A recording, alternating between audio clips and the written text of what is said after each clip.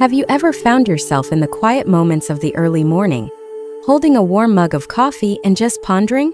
Why do certain women seem to embrace life with vitality well into their 90s, or even exceed a century, while others appear to diminish too early, sometimes not even reaching their 80s? This isn't merely about chance or advantageous genetics. There exist more profound realities, lovely, occasionally astonishing realities, that empower specific women not just to live longer, but to live more richly. In our discussion today, I aim to impart 5 impactful insights. These aren't simply recommendations from manuals. These are genuine first-hand experiences gathered from women across the globe who are flourishing deep into their later stages of life. Women who navigate existence with elegance, resilience, and a sense of mission, even when circumstances have attempted to impede them. And this is the crucial point. These insights aren't unattainable. They represent small, significant decisions you can begin implementing today, irrespective of your age, your history, or your present health condition. This message is intended for the woman who has dedicated decades to nurturing everyone else and might have overlooked how to deeply nurture herself. This is for the woman who occasionally feels overlooked, who senses that time is escaping her grasp.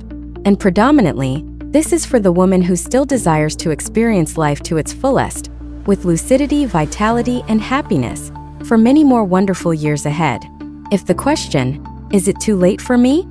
has ever crossed your mind, I want to affirm to you this instant, it is not. So remain with me, because the information I am about to reveal could alter your perspective on aging and, more significantly, influence how you live each day starting from this very moment. Let us commence. Insight number 1. Stay active gently, joyfully, and daily. One of the most compelling truths concerning women who thrive well into their 90s, and even beyond 100, is their continuous movement. But perhaps not in the manner you envision. They aren't dedicating extensive hours to fitness centers or participating in long-distance races. They aren't meticulously tracking steps or pursuing rigorous fitness objectives.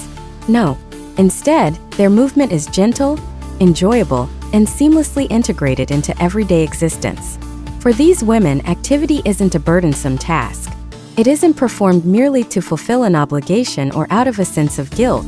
No, movement constitutes a way of life. It forms part of their natural cadence. It's their method for remaining connected to the world, to their own bodies, and to the present instance. You might observe them strolling leisurely through their gardens bathed in morning sunlight, extending their arms while inhaling the crisp air. You might witness them swaying in the kitchen as they prepare dinner, or moving to melodies cherished in their younger days. Some might stoop to care for a flower patch or sweep the front walkway while humming a familiar old song. It might appear uncomplicated, and indeed it is, yet this simplicity harbors immense strength. Consider this. When we engage our bodies in movement, we convey a message internally. I am still present. I still value myself. Life continues within me. As we age, the most significant danger to our overall health isn't the passage of time itself. It's stagnation. When movement ceases, our muscles start to lose strength. Our bones become more delicate, our equilibrium falters, blood flow diminishes, and before long, our bodies start to feel rigid, and our vitality wanes. However, this outcome is not predetermined. Women who lead long, energetic lives maintain physical motion, even if minimal, each day.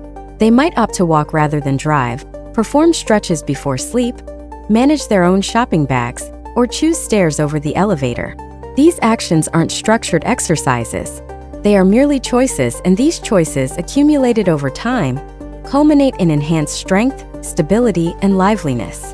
The elegance of this form of activity lies in its accessibility. It doesn't need to be substantial to be effective.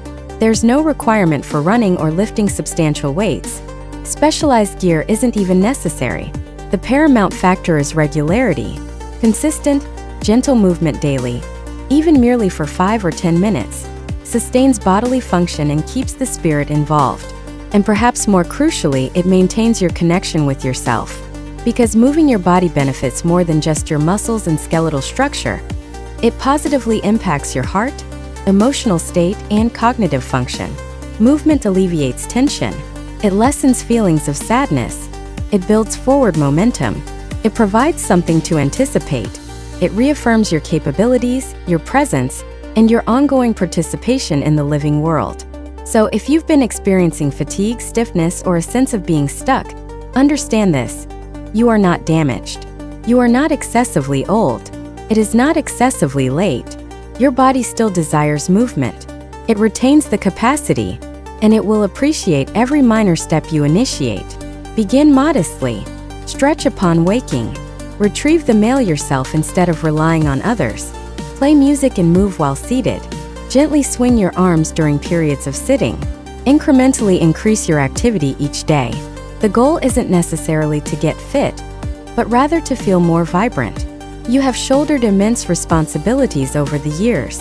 You've attended to others, managed households, persevered through discomfort, and persisted when life presented challenges.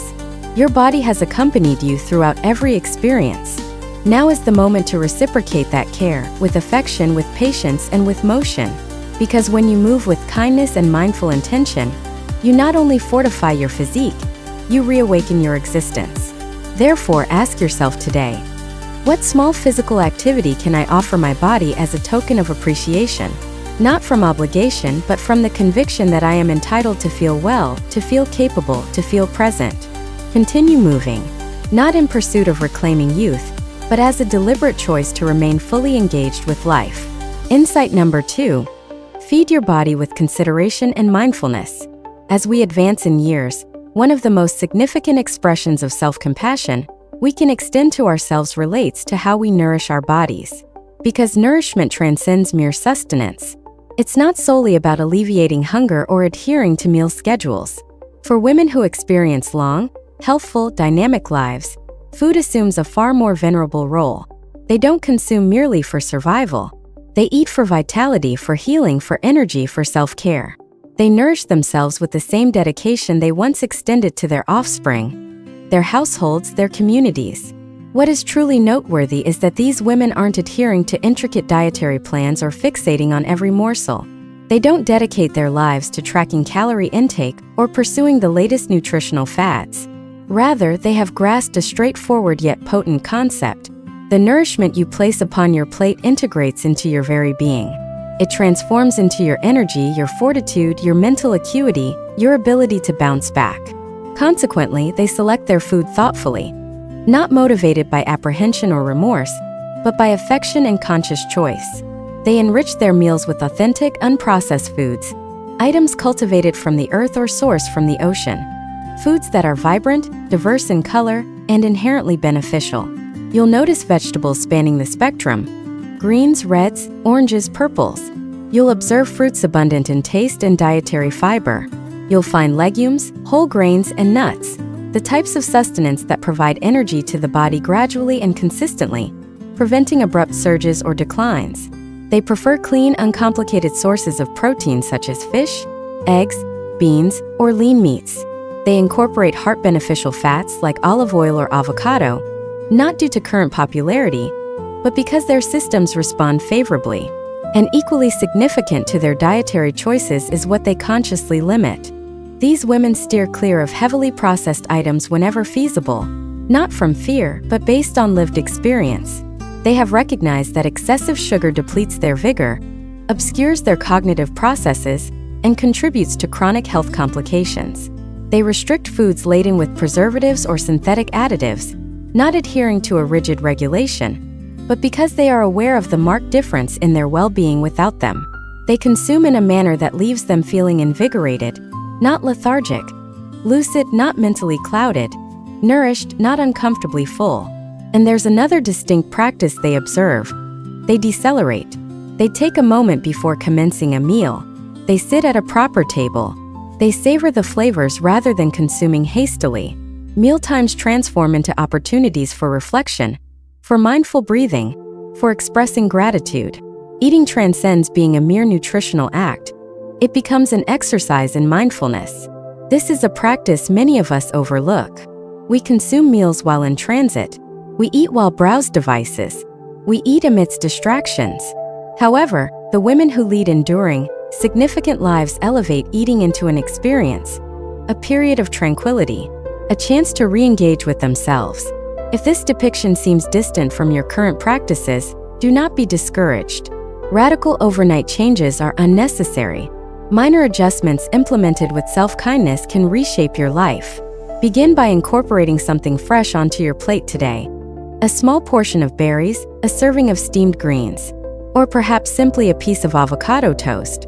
Substitute one sugary beverage with a glass of plain water. Attempt to prepare a meal from basic ingredients, even if only once per week. Striving for perfection isn't the goal. Simply initiating the process is sufficient. And critically, cease viewing food as either a penalty or a prize. Regard it as an act of care, as something tendered to your body, because your body merits this level of attention. You have generously provided for others throughout the years. Now, it is opportune to direct that same commitment toward yourself, to nourish your body as you would nourish someone cherished. And if the thought has ever occurred, "It's too late for me to alter my eating habits," please absorb this message distinctly. It is never too late. Your body perpetually listens, constantly responds. It is always prepared to achieve a better state of well-being. Nourishment isn't merely about extending your lifespan in years. It's about enriching those years with vitality. So today, inquire of yourself not "What should I consume?" but rather, "What would genuinely nourish me? What would result in feeling more robust, more buoyant, more alive? What action would constitute a kindness to the body that has steadfastly supported you?" Because when you eat with mindfulness, you are not just supplying fuel to your body, you are paying it respect. Insight number 3. Maintain an engaged and inquisitive mind. If there is a single lesson I've absorbed from conversations with women flourishing well into their 90s and beyond, it is this. They persistently exercise their intellects. Their physical capabilities might diminish, their vision might alter, but their minds remain vibrant, inquisitive, perceptive, involved. They don't simply age, they continue to cultivate wisdom. These women comprehend a concept often missed by others. The brain is not merely an instrument. It is akin to a garden. And similar to a garden, it requires tending, focus, and novel elements to flourish. If unattended, it can languish. However, if you consistently introduce new ideas, concepts, and experiences, it retains its vitality, even during advanced years. They don't maintain mental acuity accidentally. They consciously choose each day to remain intellectually stimulated. And herein lies the beauty. It doesn't demand extraordinary effort. Returning to formal education or mastering calculus isn't necessary to keep your brain active. These women achieve it through simple, significant practices. They engage with books. They compose letters.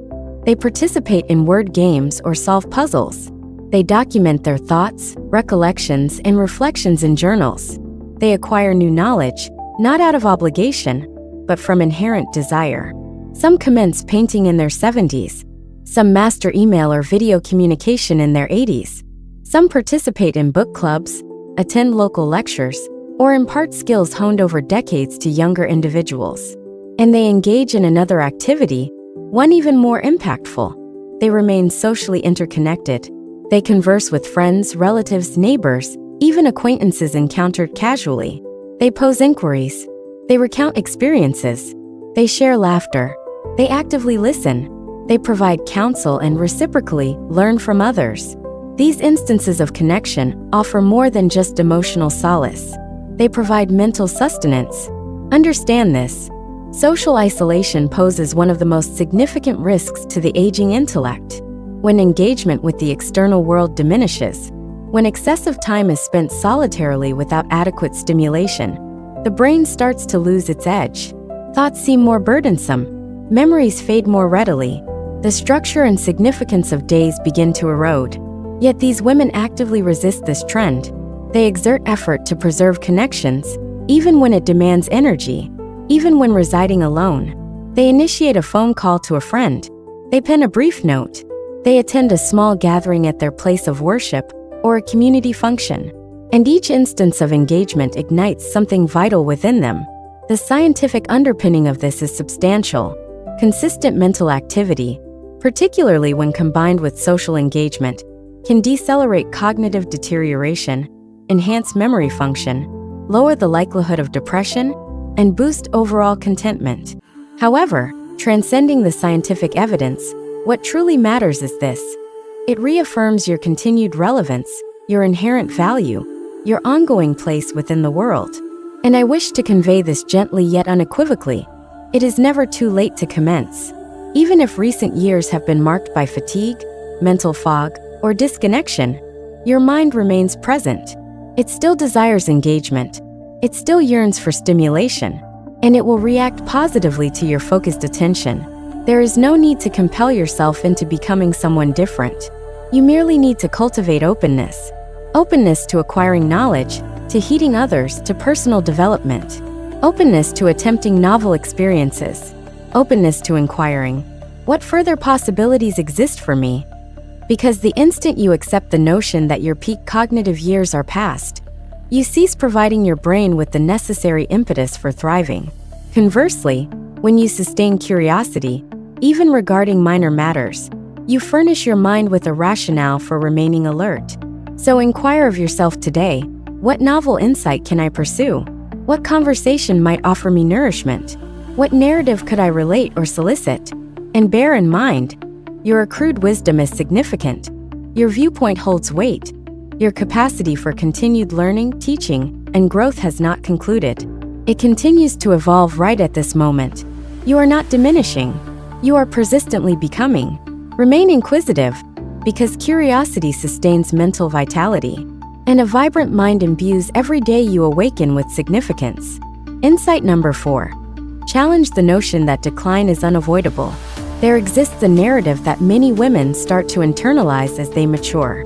Sometimes articulated directly, but more frequently conveyed implicitly, through subtle looks, diminished expectations, the lack of invitations to participate fully. And the essence of this narrative is, you're not as capable as you once were. It's time to reduce your activities. That's simply the reality at your age. Over time, these sentiments begin to resonate, not merely intellectually, but emotionally. And gradually, unintentionally, numerous women start to accept it, that their prime years are concluded, that feeling diminished, mentally slower, or less significant is standard. That deterioration is an inherent aspect of aging. However, here lies the fundamental truth, a truth deeply understood by the longest living women. Aging is distinct from declining. Indeed, the body undergoes changes over time. This is a natural process. But decline, the sort that diminishes your spirit, your vigor, your sense of meaning, that is not predetermined. That is a concept we are often conditioned to anticipate, and our expectations frequently shape our reality. The women who surpass 90, even reaching beyond 100, frequently embody a singular resolute conviction. They resist succumbing to the belief that age necessitates surrender. Instead, they opt to continually challenge themselves, not through extreme measures, but via everyday decisions. They establish fresh objectives, regardless of their scale. They experiment with new activities. They persist in participating, not merely as senior figures, but as engaged contributors to life. They avoid dwelling on past abilities. They concentrate on current capabilities and potential future endeavors. They operate under a quiet yet potent principle. I might be aging, but I am concurrently still developing. And this perspective fundamentally alters everything. Because when we subscribe to the belief that decline is our destiny, we cease making efforts. We cease striving. We cease attending to our bodies, our minds, and our interpersonal connections. Not due to incapacity, but because we've internalized the message that it no longer holds importance. Yet, the moment you reject that falsehood, you start to regain your inner strength. Consider the women you hold in high regard. Those who remain vibrant, active, and involved in their 70s, 80s, and 90s. What commonality do they share? They adjust. They maintain curiosity. They continue formulating plans. They perceive themselves as still competent, even if their tempo has lessened or their energy fluctuates. They recognize that resilience outweighs youthfulness, and that sustained motion, mentally, emotionally, physically, is the key to preserving spiritual vitality. So how does this manifest practically? It could involve daily walks, even with the aid of a walking stick. It could entail mastering a new technological device, despite initial frustrations. It could mean attending a local gathering, even when the preference is to remain at home. It could involve affirming to oneself, "My journey is not yet complete." And allow me to state this unequivocally, you are never too advanced in age to become stronger, not solely in a physical sense, but also emotionally, mentally, spiritually. Your life continues to progress. Your personal narrative is still being composed, and each day you awaken, you possess the option to actively engage with life or to withdraw from it. And I acknowledge, circumstances may have shifted. You might have experienced losses. Your physical mobility might differ from the past. Yet, you remain present, and you retain the capacity to evolve into this subsequent phase with elegance, fortitude, and empowerment. Therefore, inquire of yourself today, what possibilities have I dismissed for myself, attributing it solely to my age? And how might it feel to gently challenge that assumption? The reality is, you have already surmounted numerous obstacles.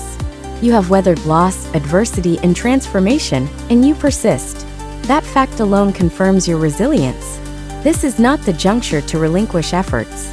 This is the moment to delve deeper, to reacquaint yourself with your essence, to redefine the narrative of aging, not for external perception, but for your own experience. Because decline is not your fated path. Resilience is. Insight number 5. Discover your purpose. There exists an element that maintains the heart's vigorous rhythm, something more profound than nutritious food, deeper than physical activity or mental drills. It represents the underlying strength behind every extended life, and the stabilizing force through periods of loss, transition, and ambiguity. That element is purpose. Women who live beyond 90, and even surpass 100, almost invariably share a common trait. They possess a motivation for awakening each morning. This motivation isn't necessarily a monumental undertaking or something publicly acclaimed. It doesn't arrive with accolades or formal recognition. Occasionally, it is as straightforward as cultivating a garden, reading stories to a grandchild, composing a letter, preparing a beloved recipe, volunteering weekly, or imparting wisdom to someone seeking guidance. The scale of the purpose is secondary. What holds significance is its authenticity and its personal relevance to you. Because the reality is, as we mature, many roles previously occupied begin to shift. Offspring mature, professional lives conclude, companions and spouses may depart. And abruptly, the purpose that once propelled us can feel distant. This sensation of obsolescence, of being unseen, constitutes one of the most profound emotional injuries an individual can sustain. It can precipitate feelings of sadness, isolation, and even physical ailments. Yet, this state need not persist because purpose does not cease with retirement. Purpose does not diminish with advancing years. Purpose transforms, and the women who experience the longest, most satisfying lives are those who continually rediscover purpose, repeatedly, throughout every phase of existence. They hold a deep-seated conviction that they continue to be significant, that their personal story remains unfinished, that they possess contributions to make, knowledge to gain, and reasons to live. And this holds true for you as well. Perhaps your current purpose involves self-nurturing, possibly for the first time in an extended period. Perhaps it entails reconnecting with relatives. Perhaps it involves sharing your personal history, your accumulated wisdom, or your time with a younger person. Perhaps it centers on creating something, caring for something, or simply serving as a positive influence in another's life. And if your current purpose feels unclear, that is perfectly acceptable. Simply pose this uncomplicated question to yourself: what provides me with a sense of meaning, tranquility, or connection, even momentarily? Begin from that point. Pursue that inclination. You are not too advanced in age for growth. You are not too late for love. You are not beyond the point of rediscovering happiness, experiencing surprise, or engaging in service. Because purpose not only imparts direction to your life, it infuses it with vitality. It elevates your spirit, clarifies your thoughts, fortifies your body. Individuals with a sense of purpose live longer, not merely chronologically, but in terms of richness, vigor, and presence. And here is the most crucial aspect. You possess the autonomy to define your own purpose. No external entity determines what holds significance for you. If it resonates within your heart, if it brightens your day, if it offers something to anticipate, then it is sufficient. Purpose need not be ostentatious. Sometimes it resides in quietude, in acts of kindness, in curiosity, in maintaining hope. So today, pause for a moment. Inhale deeply and gently inquire of yourself, what still beckons to me? What experiences remain to be lived? Your life still contains unwritten chapters. Your voice retains its influence. Your presence continues to hold meaning. You are not concluded. You are simply embarking on a new purpose, a new phase, and it might prove to be the most splendid one thus far. A fresh chapter, a renewed you. So here we find ourselves, my dear companion. We have journeyed together through 5 exquisite truths, not solely concerning extended lifespans, but regarding living more effectively, more completely, and more mindfully in the years that lie ahead. We discussed movement, not as a form of discipline or obligation, but as a delightful offering, a gentle means of maintaining connection with your body and spirit. We delved into nourishment, not through rigid diets or regulations, but by selecting foods that genuinely provide care, bolster your energy, and sustain your inner vitality. We explored the potency of mental stimulation and inquisitiveness, preserving mental sharpness through ongoing learning, inquiry, sharing, and engagement with the surrounding world. We candidly examine the consequences of accepting decline as unavoidable, and how the most resilient women are those who resist yielding, those who adjust, adapt, and gain strength over time, rather than weakening. And ultimately, we arrived at the core essence: purpose, the profound soul-deep rationale for persisting, for continuing to love, for consistently showing up. If even a single element of today's discussion resonated with you, I encourage you to pause and fully absorb it. Allow it to permeate your heart, because this isn't about accomplishing everything simultaneously. This isn't about attaining perfection. This is about potential, and how your life, irrespective of age, remains replete with it. So frequently, during our later years, we receive messages encouraging us to withdraw, to decelerate, to recede into the periphery. But I maintain, and I trust you now share this belief, that your purpose here is not to diminish. You are here to radiate brilliance in a manner uniquely your own. You have navigated through extensive experiences. You have provided, constructed, nurtured, supported, persevered, and now you remain, embodying wisdom accumulated through life, with a heart that still yearns for more. Greater tranquility, enhanced connection, deeper purpose, richer life. You haven't surpassed your peak. You are entering your prime phase of lucidity, intentionality, and significance. This subsequent chapter of your existence need not be diminished. It can be more profound. It can be more centered, more authentic, more liberated. So here is my invitation to you. Not as a mentor, not as a specialist, but as one who believes in your unfolding narrative. Begin modestly. Select one insight, one adjustment, one novel practice to initiate this week. Perhaps it's a morning stretch routine. Perhaps it involves incorporating a fresh vegetable into your meals. Perhaps it's journaling. Perhaps it's contacting a long-lost friend. Perhaps it's simply affirming aloud, I am not finished. I am still evolving. And observe the transformations that occur when you adopt this way of living. Because I believe wholeheartedly that your later years can rank among your most rewarding, not merely in duration, but in happiness, in serenity, in meaning. So, thank you for joining me today. Thank you for your attention. But above all, thank you for not abandoning yourself. You possess immense value to contribute, both to others and to yourself. You are deserving of robust health. You are deserving of nourishment. You are deserving of strong interpersonal bonds, sharp cognitive function, and joyful physical activity. And you are profoundly deserving of a life imbued with purpose at every stage. If this message connected with you, I would be delighted to hear about it. Please leave a comment below, even a brief one, and share which of these 5 truths you feel prepared to integrate into your life starting today. And if you have not yet done so, please contemplate subscribing to this channel, not for my benefit, but because I wish to continue providing support for you, offering more narratives, more insights, more encouragement akin to this message. You are not solitary.